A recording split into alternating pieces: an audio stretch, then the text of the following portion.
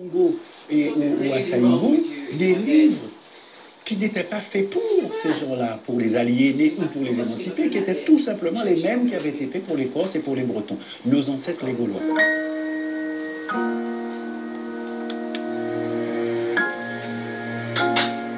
Dans les écoles coloniales, dans ces écoles de l'outre-mer français, il y a, si vous voulez, un point commun à tous les Français, c'est que vous recevrez, quel que soit le lieu où vous serez scolarisé en votre qualité de citoyen français, vous devez recevoir les mêmes contenus d'enseignement.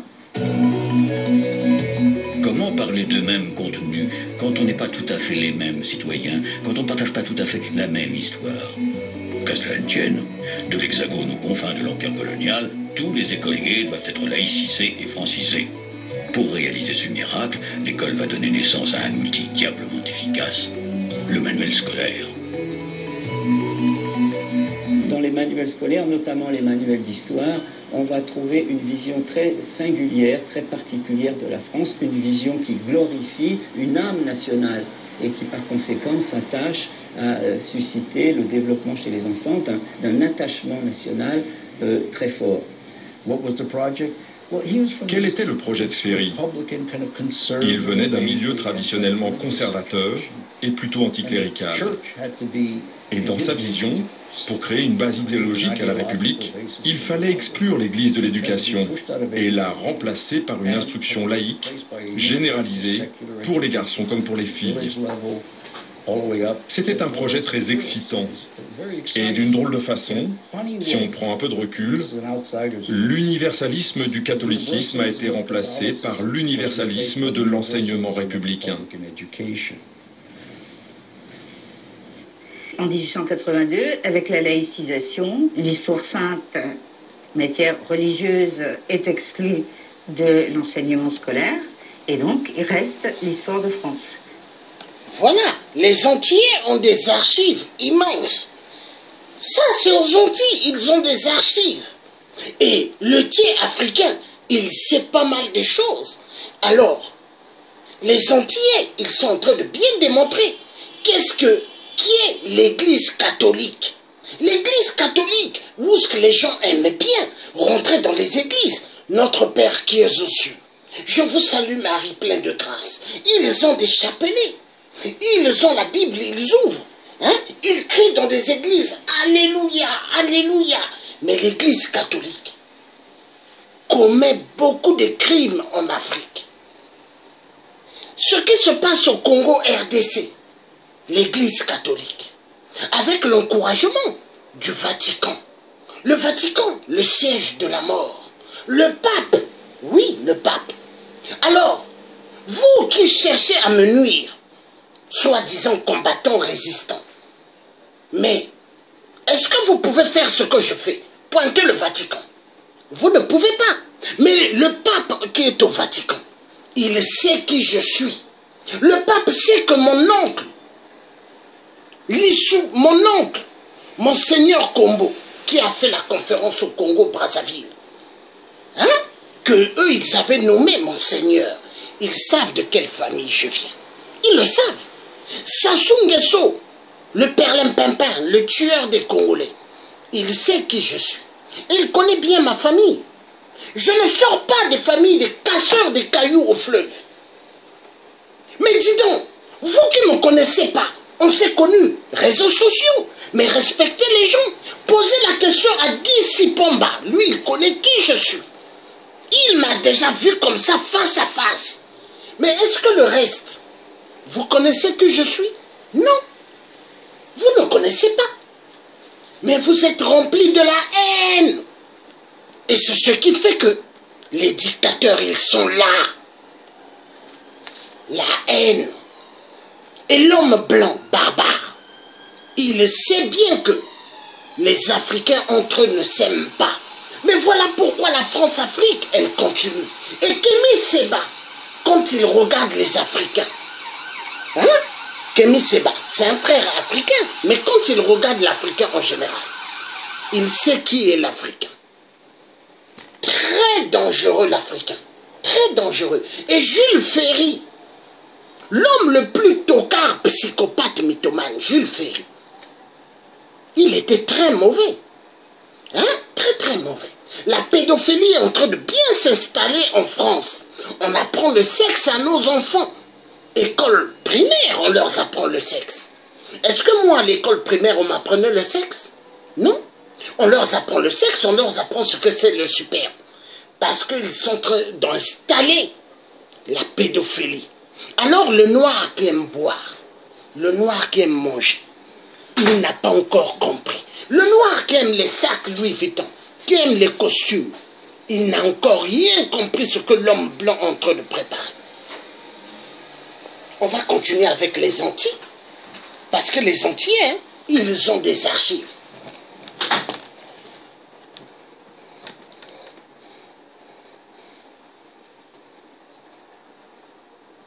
Le but de l'enseignement, n'est-ce pas, c'est de communiquer des sentiments et des valeurs autant que des connaissances en histoire. Et c'est en ça que l'enseignement, il n'y a pas de rupture entre l'enseignement de l'histoire sacrée et l'enseignement de l'histoire de France ainsi comprise. Ce qui intéressait les gens, c'était tout ce savoir héroïque qui était en... Moi, je parle de Roland de Rossevaux, qui était resté quand même Charlemagne. Pourquoi? Parce que la société kanak et océanienne en général identifiait les personnes comme étant des repères historiques. Ce qui fait que les personnages ont beaucoup plus intéressé avec les événements. Le fait de s'identifier au Roland de Rossevaux, c'est de dire que jusqu'au bout, jusqu'à la mort, peu importe les tournures, mais il faut mourir en héros. Et je me rappelle, des filles dans notre classe pleuraient. Peut-être que l'instituteur aussi exagérait un peu. Mais on se disait, quand on se retrouvait dans les parages, on se disait, ça c'est un chef. Ça c'est un chef. Dans les écoles d'outre-mer, des manuels scolaires importés de métropole ont servi à mettre des visages sur ces noms. Ces héros sont tous blancs, mais tant que l'histoire est bonne, plus c'est gros, plus ça fonctionne. C'est aussi ça, l'école républicaine. Exhumer des figures et des événements pour tirer vers le haut les sujets de l'Empire. Ce programme porte un nom, la mission civilisatrice. Dans le discours scolaire, bien entendu, le fait de développer l'instruction est souligné avec beaucoup de chaleur. La mission civilisatrice, c'est développer la scolarisation partout. La République a apporté l'école aux petits Français et elle va l'apporter au peuple colonisé. En tant qu'élève, ce que j'ai reçu comme enseignement concernant l'histoire, c'est fondamentalement l'histoire de France. Ou quand les colonies sont mentionnées, ce n'est jamais en tenant compte des réalités coloniales et du fait colonial lui-même. Ce qui est donné, c'est la mission civilisatrice de la France, la mission d'humanisation qu'opère la France quand elle est présente sur des territoires où elle permet à des habitants de ces pays de sortir de l'état de sauvagerie, en quelque sorte, de primitivisme, pour parvenir à l'état de civilisation. L'autre, pour l'Europe, c'est le monstre. Messieurs, il faut parler plus haut et plus vrai. Il faut dire ouvertement qu'en effet, les races supérieures ont un droit vis-à-vis des races inférieures. Je répète qu'il y a pour les races supérieures un droit parce qu'il y a un devoir pour elles. Elles ont le devoir de civiliser les races inférieures. La mentalité de cette époque républicaine est traversée par des représentations, par des croyances diverses, et la raciologie, si on peut l'appeler comme ça, en est une tout à fait fondamentale. C'est un produit typiquement moderne des sciences naturelles du XIXe siècle qui a fait le bonheur, si j'ose dire, tristement, d'un certain nombre de penseurs de cette époque-là. Par conséquent, il y a quelque chose comme une évidence pas universellement partagé, heureusement, mais pour beaucoup des esprits de cette époque-là, dans la hiérarchie des races. Donc on nous a appris que la civilisation supérieure était la civilisation occidentale, que les races noires étaient d'une race inférieure, que la colonisation a été l'occasion pour ces pays, ces peuples sauvages, de se civiliser, etc. En tout cas, ça démontrait le côté pervers de l'enseignement aliénant par beaucoup de ces aspects qui nous étaient imposés alors. En matière d'instruction, l'ambition de la métropole est sans borne, mais la réalité coloniale est tout autre. Encore une politique qui, en Outre-mer, ne trouve pas les moyens de ses ambitions. Ce n'est pas l'État français qui prend en charge cet enseignement. C'est la colonie elle-même. Autrement dit, le Conseil général qui vote des budgets, qui crée des écoles pour recevoir les enfants. Mais là encore, à peine un tiers des enfants peuvent fréquenter ces écoles, pour plusieurs raisons. La première, c'est que beaucoup d'enfants sont également des travailleurs qui aident leur famille à réaliser des travaux des champs. Donc le père, la mère ne sont pas très enclins à envoyer les enfants à l'école. Deuxième élément, les écoles n'ont pas la capacité d'accueillir tous les enfants qui voudraient venir à l'école. Troisième élément, les écoles sont des écoles qui se trouvent surtout dans les bourgs. Par conséquent, quand il s'agit des hameaux, quand il s'agit des sites quelque peu éloignés, les enfants ne peuvent pas y aller. On a des histoires qui sont rapportées d'enfants qui faisaient quasiment 10 km, parfois 12 km, pour se rendre dans les écoles. Alors, il faut imaginer un petit peu ce que c'est, à l'heure où ils doivent quitter leur maison le matin, et ensuite pour rentrer le soir. Donc, ce sont des conditions extrêmement pénibles. En Nouvelle-Calédonie, les journées, c'était des journées de 6 heures, le temps scolaire se limitait à 2 ou 3 heures, le temps d'instruction proprement dit, ce qu'on appelle, nous, l'école. Donc non seulement les programmes se limitaient aux 3 premières années du primaire, mais par ailleurs les élèves ne passaient que 2-3 heures en tout et pour tout dans la classe. C'était vraiment des rudiments d'alphabétisation, beaucoup de français, les 4 opérations, et ils passaient énormément de temps dans les champs. Ce qu'ils apprenaient, c'était aussi à cultiver, c'était la menuiserie, c'était le travail du fer. Donc on peut toujours nous dire que la mission civilisatrice était le primo mobile de la présence française en Nouvelle-Calédonie. Quand on regarde l'effort, pour parler comme on parlait à l'époque budgétaire, c'est absolument dérisoire. Dans les années 1870, l'ensemble de l'enseignement indigène ne représente pas la subvention aux courses de chevaux de la mairie de Nouméa. Vous avez l'idée de la mission civilisatrice d'un côté, et puis vous avez la pratique coloniale de rapports extrêmement durs. Instruire, ça paraît... je sais pas, vous pensez sérieusement qu'on a colonisé la Nouvelle-Calédonie pour instruire les Kanaks ?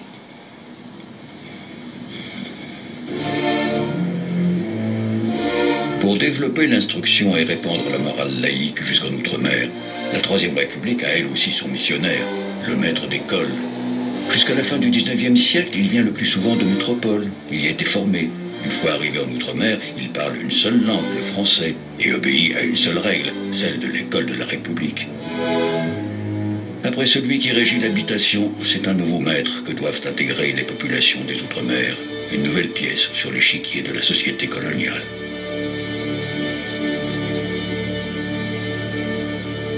L'instituteur de la Troisième République, on peut dire que c'est un instituteur qui jouit d'une très haute considération de la part des autorités publiques. On se souvient de l'image qu'en a donnée Charles Péguy, les hussards noirs de la République. D'ailleurs, vous fait remarquer une image militaire, là aussi, qui n'est pas tout à fait anodine. Le rapport entre le maître et l'élève est manifestement un rapport hiérarchique. D'ailleurs, le mot même de maître, n'est-ce pas, est suffisamment significatif, je pense. Le maître est celui qui dispose du savoir. Le maître d'école, c'est aussi le garant d'un certain ordre social et moral sur un autre peuple assujetti, celui des enfants. Quand j'étais enfant, bon, on nous défendait carrément de parler la langue. Et on était à l'internat, ça me manquait ma langue. Je me réveille le matin, je parle ma langue. Au coucher du soir, je termine par un conte en ma langue. Et je dors et tous les jours comme ça. Tu arrives, tu es bloqué. Tu veux parler à ta copine de ta tribu, tu veux parler ta langue. Mais tu es obligé d'utiliser le français. Et on perd notre langue comme ça. Quand on allait jouer à la dinette, à la poupée avec mes copines de mon âge, 9 ans, 10 ans, on se sauvait à la montagne pour ne pas que les surveillantes et la directrice nous entendent. Et c'est là qu'on parlait notre langue, on était contents de se voir pour parler notre langue en cachette dans les montagnes. Alors quand on se faisait attraper, on ramassait des punitions, soit à genoux pendant 1 heure. Et ça fait mal à genoux pendant 1 heure. Et les camarades passaient puis nous regardaient, c'était humiliant quoi. Vous savez, il y a une punition corporelle qui est très pratiquée par, surtout à l'école primaire, c'est ce qu'on appelle la touque. Alors qu'est-ce que c'est que la touque? C'est un bidon, et on vous faisait porter sur la tête. Il faut savoir ce qu'il est le contenu du bidon. Le contenu du bidon, c'est les selles des élèves dans la nuit qui avaient été gardées de côté. Et quand vous êtes surpris à parler, par exemple, en lifou, en tégou, en némoné, maré, ou faire une bêtise, on vous fait porter ce bidon dans la cour, pendant la récréation. C'est là qu'on voit que l'école a quand même été vécue aussi avec une certaine violence.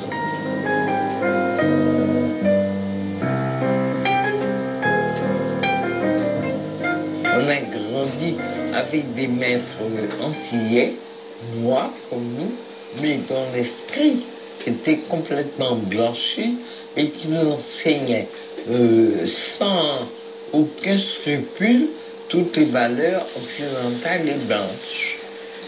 Mes parents pensaient qu'ils étaient des Français à part entière, donc nous, ils nous aidaient comme des petits Français, pas à parler créole, pas sortir dans la rue, pas aimer la musique, pas danser, pas écouter de gros cas. Donc finalement à l'école, c'était un peu le prolongement de la vie à la maison, une sorte de prison où on devait obéir, écouter, être toujours parfait, faire de son mieux, et où en fait la personnalité qu'on avait, les désirs qu'on avait à l'intérieur de soi ne devaient jamais trouver une expression. Il fallait qu'on soit des enfants sages, bien élevés. Et évidemment, c'était la négation de tout ce qu'il y avait d'original en nous.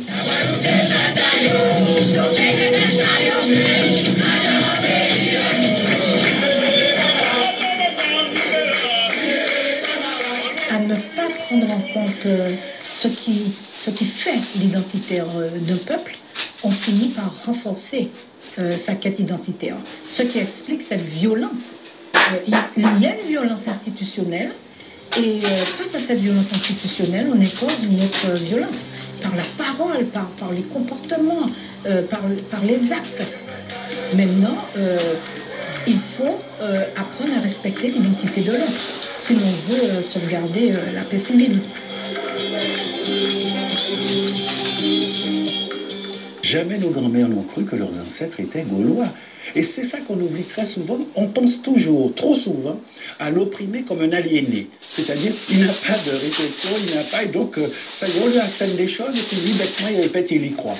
Encore une fois, c'est pas parce que nos grands-mères connaissaient tous les départements de France dans l'ordre qu'elles se pensaient blanches, françaises, qu'elles ne s'intéressaient pas à leur propre rivière, à leur propre histoire, puisque la preuve, c'est que toute la culture populaire traditionnelle, elle nous est transmise, elle est encore plus vivace aujourd'hui qu'hier. La langue créole, les contes, les chants, et les... Alors, qui a fait le travail, puisque soi-disant, on empêchait tout? Nous sommes à la fin du 19e siècle. Des écoles normales forment des enseignants sur place, dans les colonies d'outre-mer. D'esprit souvent blanchi par le dogme laïque, ils ont prolongé l'œuvre de Ferry pendant plusieurs décennies. Ils ont posé leur pierre sur l'édifice de la plus grande France. Mais dans le même temps, ils ont fourni aux écoliers d'outre-mer des clés et des outils pour interroger leur histoire. C'est le paradoxe de la mission civilisatrice.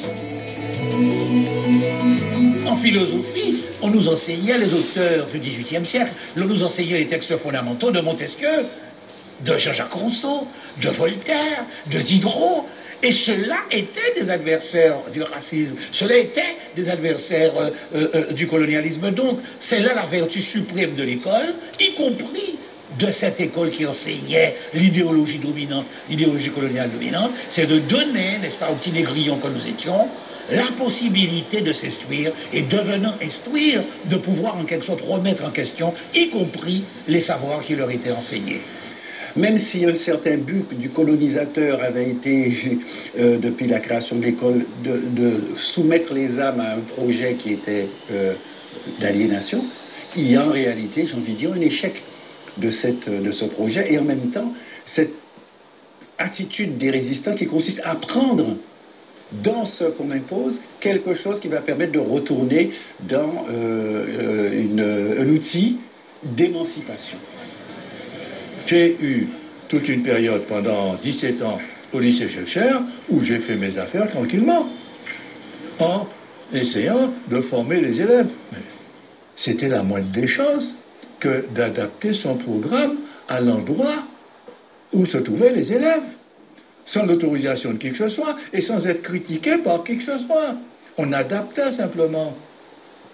Seulement, par exemple, en seconde, j'avais la révolution de 1848. Il y avait une heure spéciale sur l'abolition de l'esclavage. C'est l'œuvre de la Seconde République. Ben ça, c'est le manuel de Lucrèce, qui était destiné aux cours complémentaires, c'est-à-dire après le certificat d'études. Et c'est très, je dirais, français. C'est-à-dire que c'est vive la colonisation, une colonisation réussie, et nous sommes pleinement français, il faut donc que nous ayons l'assimilation administrative. Mais ça n'empêche que je suis là avec une belle photo de Toussaint Louverture, parce que les gens n'ont pas de complexe à l'époque, et je lis, le héros de l'indépendance haïtienne, il s'attribue le titre de premier des Noirs, il dirigea à Saint-Domingue l'insurrection de 1802, fait prisonnier par le général Brunet, il fut envoyé en France et enfermé au fort de Joux, où il mourut en 1803. Les Outre-mer ont leur histoire et leurs héros, ces oubliés de la mission civilisatrice, ceux et celles que l'institution scolaire a écrasés. À la fin de la Troisième République, l'instruction des colonies, la grande banderole des Républicains, affiche un bilan plutôt douteux. En Outre-mer, si l'instruction est devenue un devoir, elle est loin d'être généralisée.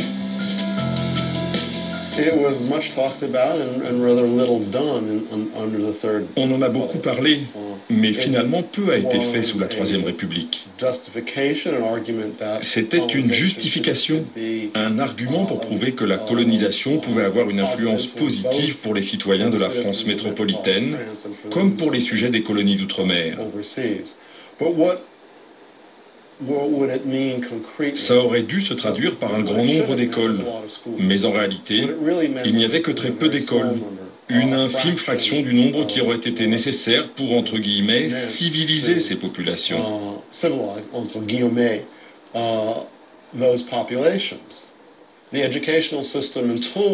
La scolarisation avant la Deuxième Guerre mondiale était très faible. Peu d'élèves ont reçu une éducation française. Et le gouvernement s'est bien moins préoccupé de cette situation que l'Église catholique. La mission civilisatrice était un slogan de la Troisième. Voilà, on fait que parler de l'Église catholique. Mais quand moi, le Tché africain, j'ai eu à pointer l'Église catholique, mais pas mal ont eu la haine vis-à-vis de moi. Et pourtant, c'est la vérité. L'Église catholique est à l'origine du calvaire immense que l'être humain noir est en train de subir. L'Église catholique est à l'origine des tueries qui se passent en Afrique. Mais pourquoi quand les gens en pointent l'Église catholique, on pointe les autres religions venant d'ailleurs. Pourquoi ça vous fait mal? Mais parce qu'en réalité, vous soutenez ce que l'Église catholique font en Afrique. Parce que vous soutenez ce que le Vatican est en train de faire en Afrique. Toutes les tueries qui se passent en Afrique, le Vatican est dedans. Tout ce qui se passe en Afrique, les tueries, les viols, pour les pillages des minéraux, les églises catholiques sont dedans. Voilà, la vérité doit être dite. Mais qu'est-ce qui vous fait mal contre moi, le tiers africain? Je pointe tout ce qui est mal. Mais parce qu'au fait, vous avez le venin de le venin de l'homme blanc barbare. Je suis fier, je remercie mes ancêtres bantous. Quand je ne suis pas allé à l'université, je remercie parce que quand je regarde ceux qui sont allés loin dans les études, qui sont devenus des avocats, qui sont devenus des docteurs, des grands économistes. Mes chers amis, vous travaillez pour l'homme blanc. Vous travaillez pour l'homme blanc 666. Je remercie mes ancêtres que je ne suis pas allé loin dans les études. Parce que les études là, n'est que, est égal le malheur du continent de l'Afrique. Les études que les Noirs ont étudiées, les études de l'homme blanc, c'est pour aller contre le développement en Afrique. La vérité doit être dite. Je vais lire ce que la collègue écrit. Libérer les âmes des Noirs. Voilà, ça c'est bien dit. Le Vatican doit libérer les âmes des Noirs qu'ils maintiennent à l'heure d'hommes lucifériennes. Voilà. Oui, car les Africains aiment bien les statuettes de Sainte Vierge Marie Blanche. Ils aiment bien Jésus-Christ aux yeux bleus, aux longs cheveux blancs. La passion du Christ, Jésus-Christ un blanc. Grandement faux. C'est un noir. La Sainte Vierge noire, où tous les papes du Vatican, ceux qui sont passés papes, ont mis leurs pieds à genoux. Ils l'ont toujours fait à la Vierge noire. Jamais à la Vierge blanche. Hein? Car la Vierge blanche que vous voyez dans les églises catholiques est égale Satan Lucifer.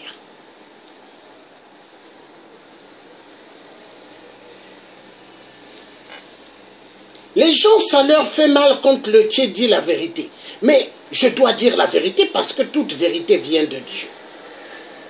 Regardez quand je pointais Nicolas Sarkozy, l'Hongrois de merde, qui a fait à ce que Laurent Gbagbo se trouve à la CPI. Hein?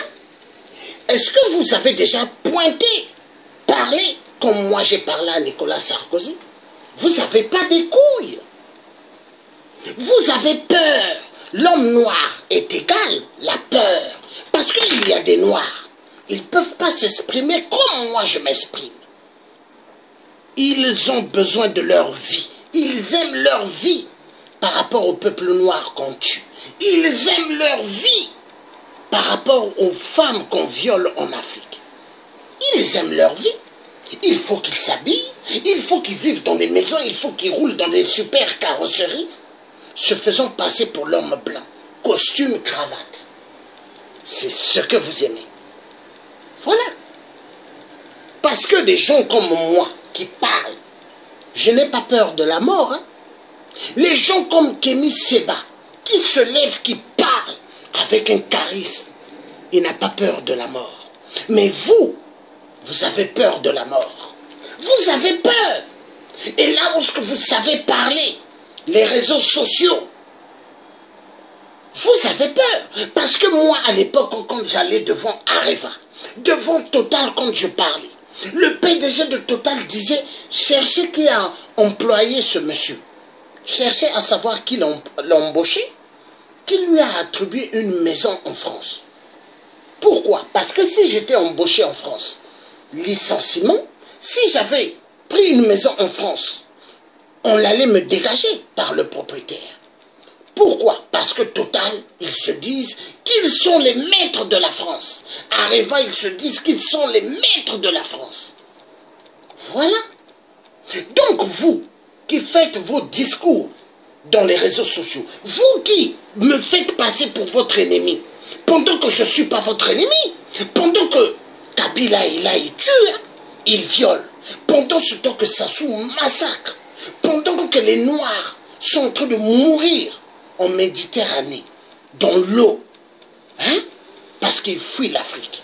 Ça devrait vous intéresser. Mais vous êtes là en train de pointer quelqu'un comme moi, qui me lève pour les bonnes causes. J'ai pitié quand je vous regarde. Et quand je vous regarde, je commence à comprendre pourquoi Patrice Lumumba, on l'a tué. Pourquoi Thomas Sankara, on l'avait tué. Pourquoi Martin Luther King a été tué. Pourquoi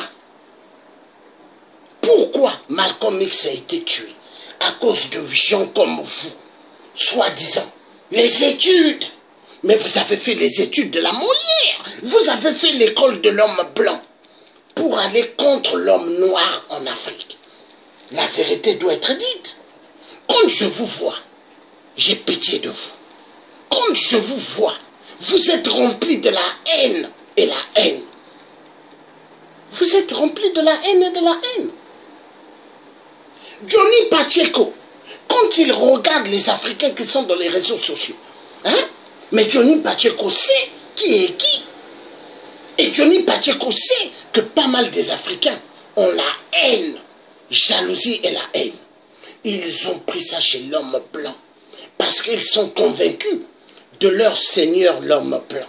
L'homme blanc barbare. Ils sont convaincus. La jalousie, la haine, c'est ce que l'homme noir a. Et c'est dans son DNA, dans son groupe sanguin, il a ça. Non, l'homme blanc, non. Quand je regarde Léopold II, le message qu'il avait donné aux missionnaires, c'est là où je pense, j'ai dit Léopold II, il avait bien compris comment écraser l'homme noir. Et c'est ce qui se passe au XXIe siècle. L'homme noir s'est dit, oh, François Hollande est en train d'aller pour le musée, ouvrir le musée de la fin de l'esclavagisme, l'abolition de l'esclavagisme. Mais grandement faux. L'esclavagisme n'était jamais aboli. Elle continue. Au XXIe siècle, mais sous une autre forme, esclavagisme moderne, esclavagisme d'aliénation totale. Je vous salue Marie, plein de grâce, notre Père qui est aux cieux. Oui, parce que notre Père qui est aux cieux, c'est pas Dieu qui a créé le ciel et la terre, hein? C'est Satan Lucifer. Oui, c'est Satan Lucifer que l'Église apprend aux gens, notre Père qui est aux cieux. Parce que si vraiment l'Église faisait ce que Dieu a dit, est-ce que le Vatican allait garder de l'or, le diamant, tout ce qui est important? Non. Est-ce que le Vatican allait garder l'argent comme ils ont? Non. Ils allaient donner aux pauvres. La majorité des immeubles que vous voyez aux Champs-Élysées, hein? Je ferai un jour un direct sur ça. La majorité des bâtiments aux Champs-Élysées appartient à l'Église catholique. Le Vatican, ça appartient au Vatican. Alors, essayez de comprendre. Le Vatican est une mafia.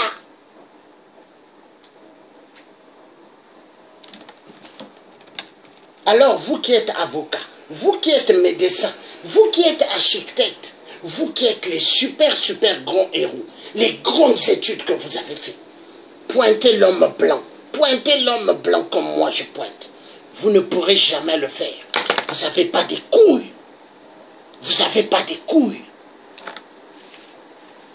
Mobutu Seseko, quand il a fui au Maroc, Mobutu, il avait dit, après moi, ça sera le carnage. Mais Mobutu, il savait ce qu'il disait, parce que Mobutu savait que l'homme noir africain, les études qu'il a fait, c'est les études pour l'accompagnement de la barbarie de l'homme blanc en Afrique. Et c'est ce qui se passe. L'ennemi du noir. Le noir d'abord en premier, après l'homme blanc.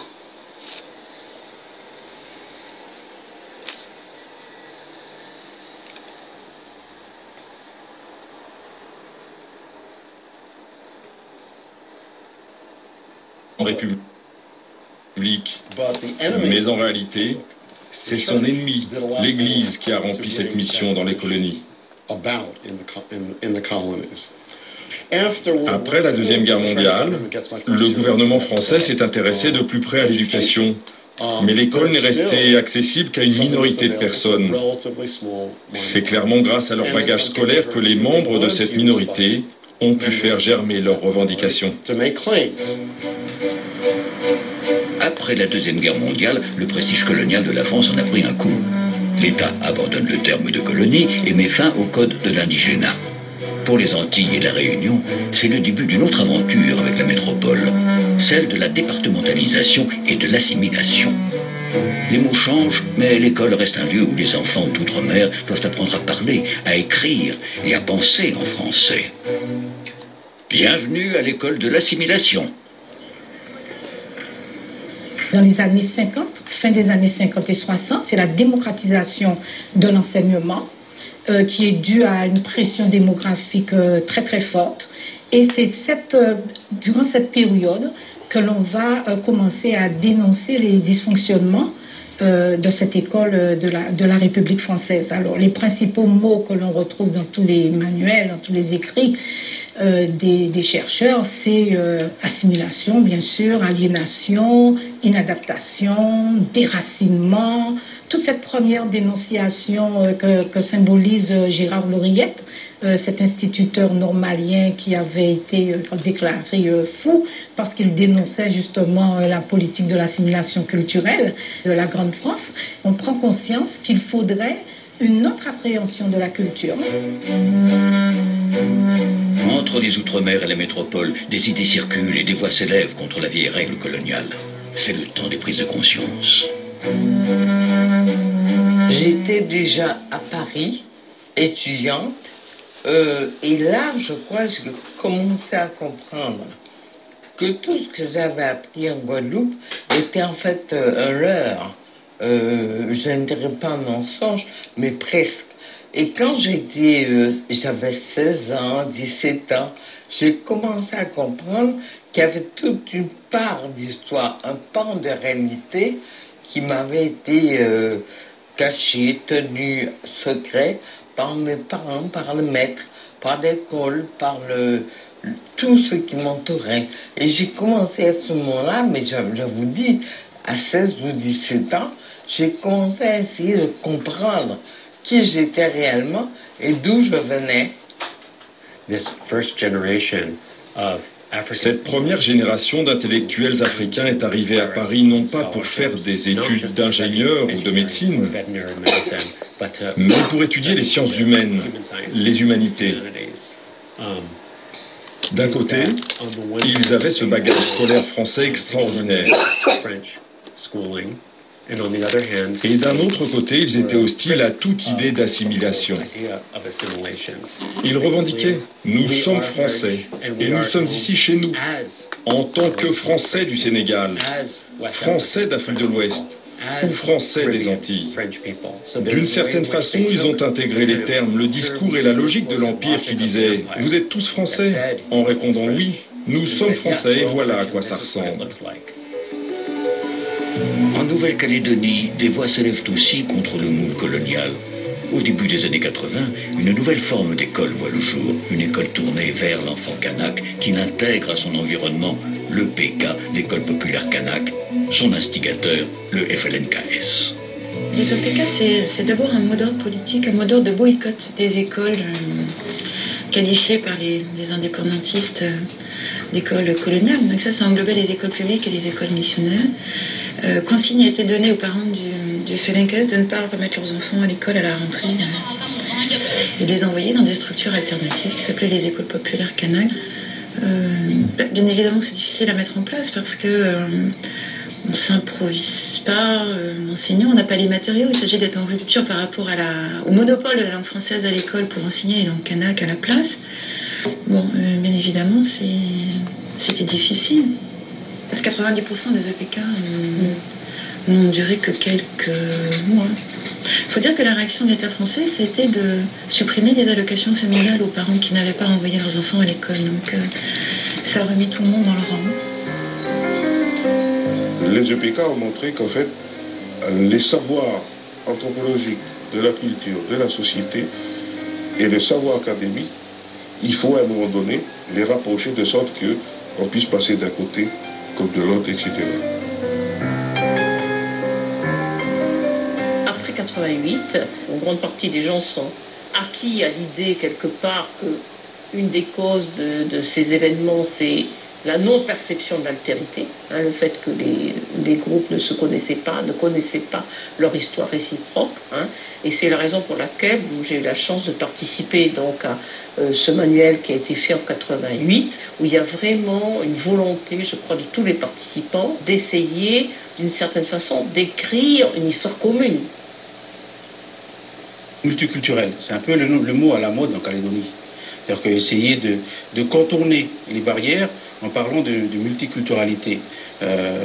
Sauf que la multiculturalité n'est que théorique. Les politiques vont dire que l'école, ça va être un peu le creuset, c'est comme ça qu'ils ont utilisé le creuset de la société calédonienne. Et jusqu'à présent, l'école n'est pas du tout à l'image de ce creuset-là. Au contraire, l'école continue à creuser des différences, des inégalités. Ici, en Calédonie, le bilinguisme a du mal à passer, comme un élément pouvant engendrer une réussite scolaire. Je suis maréen, je parle le négonais, je parle le français parce que j'étudie de l'école, et le français en général, et puis je parle le djengou, le lifou. Je pense que le bilinguisme est un élément fondamental pour le pays. Pas seulement pour réhabiliter ce côté affectif lié à la langue et à la culture, mais c'est aussi de montrer qu'en fait il y a un système de pensée qui est à côté. C'est quand même là où les gens se replient pour pouvoir sauver une partie d'eux. La langue. Interdite, punie, cachée pendant des siècles, la langue du colonisé ressurgit comme un boomerang au visage du colonisateur. Je pense que le premier métissage qui s'est fait aux Antilles a été un métissage magnifique. L'esclave arrive avec un parler africain, il doit s'entretenir quand même avec un occidental, un maître, un contre-maître. Ils sont obligés tous les deux de construire une langue qu'ils peuvent comprendre. Le créole, au départ, à mon avis, est un compromis qui devient hostile au français par le fait qu'il est toujours marginalisé. Il se durcit et devient de plus en plus, non pas agressif, non, mais fermé sur lui-même. À l'abri du monde colonial, de ses règles scolaires et de ses préjugés, les langues créoles et indigènes ont persisté. Et aujourd'hui, dans les réserves de Nouvelle-Calédonie, on parle toujours le Nengonais, le Lifou, le Djiou. Et dans les rues de Fort-de-France ou de Saint-Denis, on parle encore le créole. On dit que pour sauver une partie de leur identité, les écoliers ont marronné le créole. Jusque dans les cours de récréation, l'histoire des Outre-mer, c'est celle d'un passé qui ne passe pas. Aujourd'hui, l'école cherche encore à se libérer des Gaulois et des Lumières, à s'affranchir de la métropole et de l'assimilation, à réconcilier deux langues, deux histoires et deux mondes. Grand-mère calme. Je me... Ok, vous avez compris? Un coup avec elle, un coup avec elle, un coup avec Mathieu, et un coup avec Tico. Cricket. Démarqué. On a toujours considéré que tout le monde devait parler français. Nous devons tous parler français. Le problème, c'est qu'on n'a jamais tenu compte de la langue créole. Et que plus les années ont avancé, plus les personnes ont mélangé français et créole. Au lieu d'avoir réussi à maîtriser la langue française, les parents et les enfants qu'on a aujourd'hui, ce sont des personnes qui ne font que mélanger français et créole. C'est pour ça, sans doute aussi, qu'on a autant d'illettrisme. Vous faites ce travail sur 2 premières images. C'est bon? L'institution a mis en place un système pour qu'on crée des classes bilingues. Mais aujourd'hui, les collègues qui veulent monter les classes bilingues auront beaucoup de mal dans certaines écoles. Parce qu'ils essuieront la fronde d'enseignants réunionnais pour qui la langue créole n'a pas le droit de citer, ou d'enseignants métropolitains pour qui on doit enseigner la seule langue qui a de la valeur, la langue de la nation. Donc on se retrouve avec des personnes qui ne comprennent pas la problématique dans laquelle on se trouve à La Réunion. C'est ma langue maternelle. Ce n'est pas du petit nègre. C'est quelque chose qu'on m'a appris depuis tant petit. C'est quelque chose que j'ai construit. Je vis créole, je mange créole, j'habite dans une case créole. Et ça, depuis tant petit, je n'ai pas eu cet espace à l'école pour ma langue, pour ma culture. Et ça, c'est tout ce qu'on traîne. Moi, si j'ai fait ce métier et j'ai fait l'effort de faire une classe bilingue, c'est véritablement parce que je veux qu'on aide les enfants à s'en sortir et qu'on leur donne la chance d'avoir leur culture et d'avoir leur langue au pluriel, leur culture au pluriel.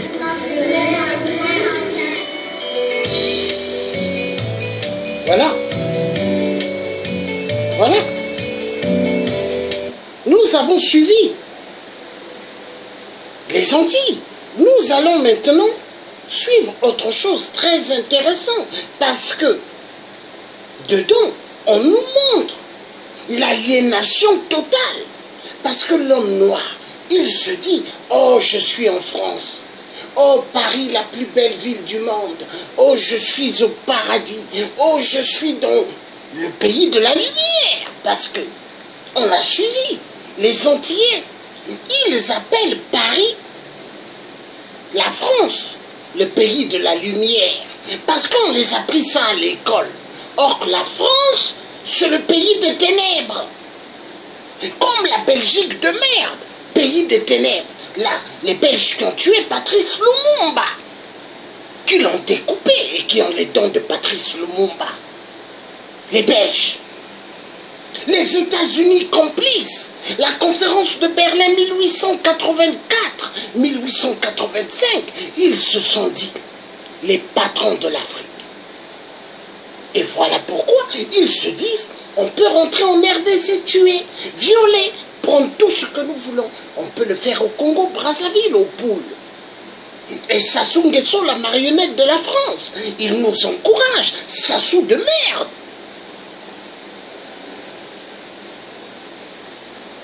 Nous allons regarder autre chose. Autre chose très intéressante, parce que l'homme noir devrait sortir de l'imbécilité. L'homme noir se dit, je suis en France, la France de lumière.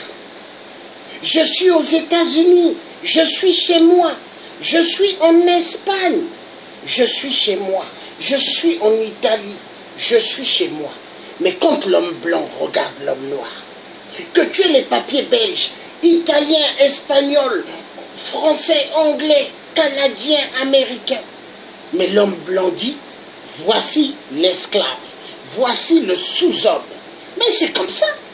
La vérité doit être dite. L'homme blanc barbare, l'homme blanc de merde, barbare. S'ils ne sont pas contents qu'ils viennent me voir, il y a plus fou que fou. L'homme blanc est un fou, mais il y a plus fou que fou. Parce que l'homme blanc tue l'homme noir. Et quand il tue l'homme noir, il a le plaisir de tuer l'homme noir. Il a le plaisir de boire le sang de l'homme noir. Il a le plaisir de faire à ce que l'homme noir devient une marchandise. Trafic d'organes. Ils aiment bien ça. trafic d'organes. Car dans le trafic de l'organe, ça leur fait penser à l'époque. Ils ont pris des Noirs à les vendre en France comme de la marchandise, aux États-Unis, en Italie, en Espagne, Portugal, dans les pays arabiques. Non, l'homme blanc, chapeau l'homme blanc de merde, assassin. Et il veut, cet homme blanc, que l'homme noir puisse s'agenouiller, comme l'homme noir s'agenouille dans l'église catholique. Je vous salue Marie, pleine de grâce, une statuette. L'homme noir s'agenouille dessus. L'homme noir a le chapelet de Marie. Je vous salue Marie. Aliénation totale. L'homme noir a perdu les raisons de savoir qui il est. Il ne sait plus qui il est. Il a perdu les repères. L'homme noir. Triste et triste. L'homme noir. Il a perdu. Il ne sait plus qui il est. Il ne sait plus.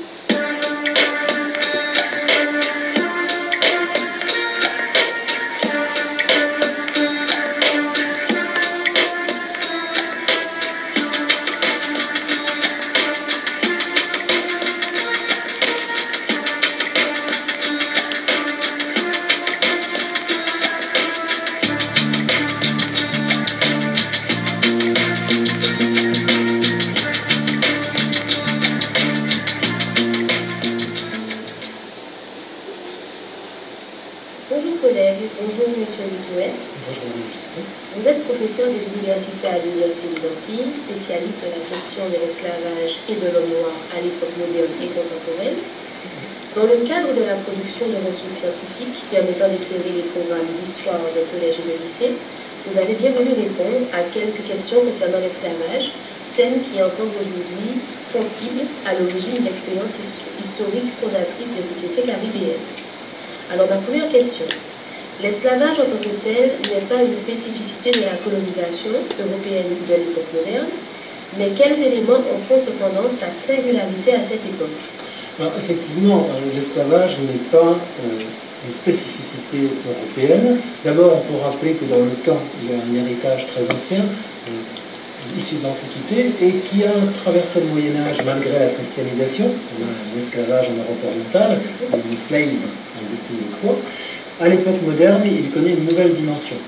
Alors, bien entendu, d'un point de vue centré sur l'Occident, on voit avant tout un esclavage qui a animé la traite négrière. On peut, pour donner une carte relativement globale de cet esclavage, dire qu'il y a 3 zones majeures à l'espace planétaire qui sont un esclavage africain, interne entre les régions d'Afrique, un esclavage qui concerne aussi l'océan Indien, animé par les populations arabes et centré sur certains comptoirs tels que Zanzibar. Et il y a enfin un esclavage atlantique qui est celui qui nous rapproche aujourd'hui.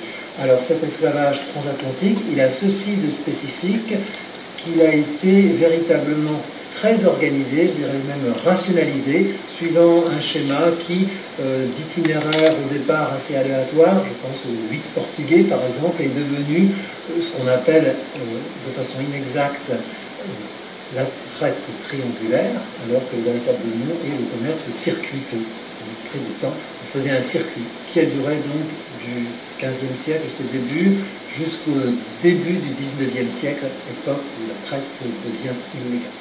L'abolition ratée de 1793, en tout cas pour la Martinique, est souvent oubliée.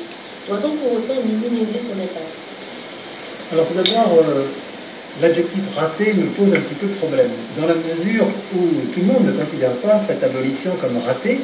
Et il est vrai que la première abolition a été bien malmenée du fait même qu'elle n'a pas eu un devenir au-delà de ce fameux rétablissement de 1802, et que du coup on peut se demander si véritablement elle a un sens. Aimé Césaire l'a un petit peu égratigné, en disant qu'effectivement elle n'était qu'une farce. Alors, elle n'a pas été une farce pour tout le monde. Il faut tout de même souligner que à la Guadeloupe, par exemple, en Guyane, de même, elle a pu aboutir. Et le mouvement qui s'est engagé à Saint-Domingue a permis tout de même, dans l'émergence d'Haïti, la véritable naissance d'un État où pleinement l'esclavage était aboli. Donc il y a tout de même ces éléments. Il est pourtant clair qu'à la Martinique, effectivement, la Martinique restait sous le parapluie monarchique, on pourrait dire, quelque part avec une Angleterre qui continue à la dominer, n'a pas vécu ce processus d'abolition. Alors là, en fait, on pourra dire qu'effectivement, l'abolition est ratée au sens où les colons, et en particulier les Dubuques qui ont ouvert l'accès à l'île aux Anglais, ont fait que, clairement, les planteurs blancs ont préféré rester sous le giron britannique et anglais pour garder l'esclavage plutôt que de se retrouver dans une république qui allait tout simplement abolir ce qui était leur moyen de production. Donc à ce niveau-là, effectivement, il y a un véritable échec. Alors ce que je pense qu'il faut tout de même faire, pour ne pas en minimiser l'impact précisément, c'est rappeler que cette première abolition de 1794, au sens où, effectivement, elle est engagée en 1993, elle est actée par la loi de Pluvieux en 2, donc février 1794, est le résultat d'un long processus et un processus double. C'est-à-dire qu'il y a une matrice métropolitaine, effectivement, engagée avec la fameuse Société des Amis des Noirs de Brissot, et qui aboutit à un premier résultat, c'est-à-dire la pleine citoyenneté pour les libres. Et de ce mouvement, eh bien, est issu un second, puisque les uns obtiennent la pleine citoyenneté, pourquoi est-ce que les autres n'obtiendraient pas la liberté tout court, à la même de la citoyenneté? Donc il y a cette première matrice. Et puis dans les îles mêmes, il y a l'autre aspect, c'est-à-dire les esclaves eux-mêmes dans les plantations, qui, faute de savoir lire, avaient tout de même des oreilles et entendaient bien tout ce qui pouvait colporter depuis la métropole. Un formidable mouvement s'est engagé dans les habitations, qui fait que, de bouche à oreille, c'est le cas de le dire, il y a eu une action véritable, laquelle a abouti effectivement en 1793 à un mouvement actif d'esclaves qui ont, et c'est tout à leur honneur, participé au salut de Saint-Domingue pour permettre que celle-ci, justement, ne connaisse pas le sort, par exemple, de la Martinique. Le résultat est que, finalement, ils ont quelque part payé, au sens plus concret du terme, une abolition qu'ils ont obtenue du représentant français dans l'île Santonas dès la fin de l'été 1793, et que pouvait faire la République autrement à Paris que de reconnaître le résultat. Et donc, la loi de février 1794 a finalement sanctionné, donné son aval à la disposition prise dans l'été précédent. Et donc, je pense qu'il faut donner une reconnaissance à l'un et à l'autre mouvements qui ont permis cette première abolition, même si des événements contradictoires ultérieurs à la contre-révolution ont amené. En Martinique, l'impératrice Joséphine a parfois été accusée d'avoir encouragé le rétablissement de l'esclavage. Quel est votre point de vue d'historien à cet égard? Alors, à cet égard, j'aurais une position, je dirais, dans la continuité de ce qui a été avancé précédemment. Je pense en particulier à ce qu'avait pu dire et exprimer Léo Elisabeth à l'occasion du bicentenaire du rétablissement de l'esclavage, 1802-2002, lors d'un colloque qui avait eu lieu à Paris-Saint-Denis, et où cette question même avait été posée. Je pense qu'on peut continuer à s'inscrire, c'est loin d'être dépassé, en ce sens. En un mot, Joséphine appartenait effectivement au Serra. Il y avait la faille du premier consul devenu chef de l'État, intermédiaire, Or, elle est issue, on le sait, du milieu planteur, appartient à ce milieu qui a nourri le club Massiac, c'est-à-dire, on pourrait dire, la société des ennemis des Noirs, au sens où eux voulaient bien le maintien de l'esclavage. Elle appartient à ce milieu par sa naissance, par son mariage, par son entourage familial et social. N'oublions pas que c'est ce même milieu qui lui a permis de sauver sa vie au moment de la Révolution. Le lobby colon a été très fort pour pouvoir sortir et faire échapper à la guillotine un certain nombre de planteurs. Donc ce mouvement est en pleine réaction à la fin de la Révolution française. Elle appartient à ce mouvement. La question qu'on peut se poser, a-t-elle eu une implication directe? Alors, à titre personnel, elle n'a pas pris part à l'action politique. Il faut bien souligner une chose, c'est que Bonaparte était loin de partager le pouvoir, et encore moins avec les femmes qui étaient autour de lui en termes de décision politique. En revanche, même si elle n'a pas directement elle-même participé au débat, il est patent que dans le clan Beauharnais, il y a eu des proches parents qui ont poussé à cette action. Je Je pense par exemple à son beau-frère François de Beauharnais, l'aîné des Beauharnais, puisqu'elle-même avait épousé Alexandre Cadet, est quelqu'un qui, déjà député pendant le début de la Révolution française, est très engagé dans le sens de